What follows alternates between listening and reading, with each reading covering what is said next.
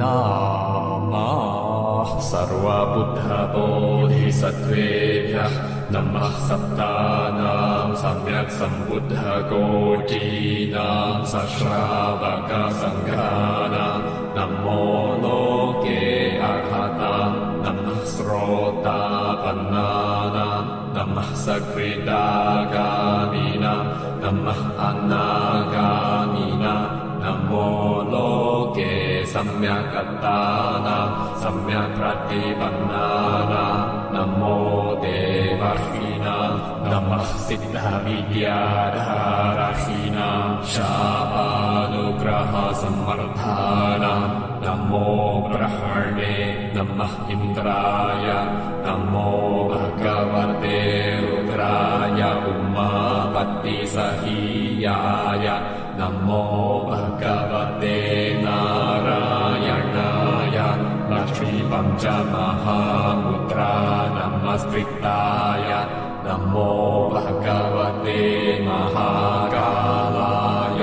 त्रिपुरनगरवित्रापणकराय अभिमुक्तकश्मशानवासिने मातृकर्णनमस्कृताय नमो भगवते तथागतकुलाय नमो भगवते पद्मकुलाय नमो भगवते वज्रकुलाय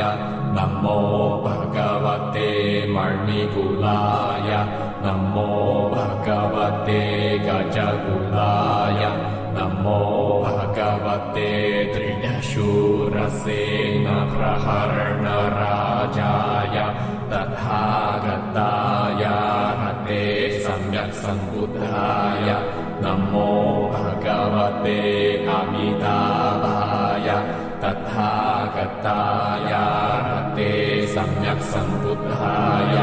नमो भगवते अक्षोभ्याय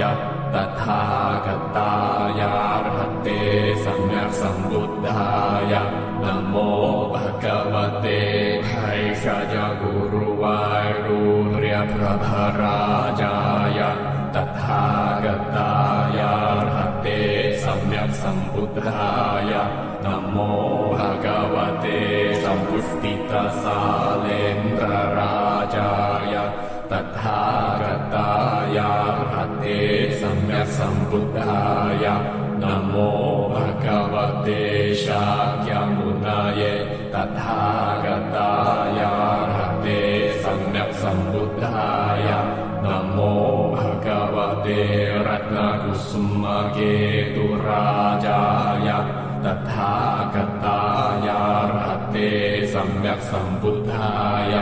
तेषां नमस्कृत्वा इमां भगवतस्तथागतोऽस्मीशम् सिद्धार्थपत्रं नमापराजितं प्रत्यङ्गिरां सर्वभूतग्रहनिग्रहकरणीं परविद्याचेदनीं अकालमृत्युपरित्राणकारीं सर्वबन्धनमोक्षणीं सर्वदुष्टदुःस्वप्ननिवारणीं चतुरशीतीनां ग्रहसहस्राणां विध्वंसनकारीं अष्टाविंशतीनां नक्षत्राणां प्रसादनकारीं अष्टानां महाग्रहाणां विध्वंसनकारीं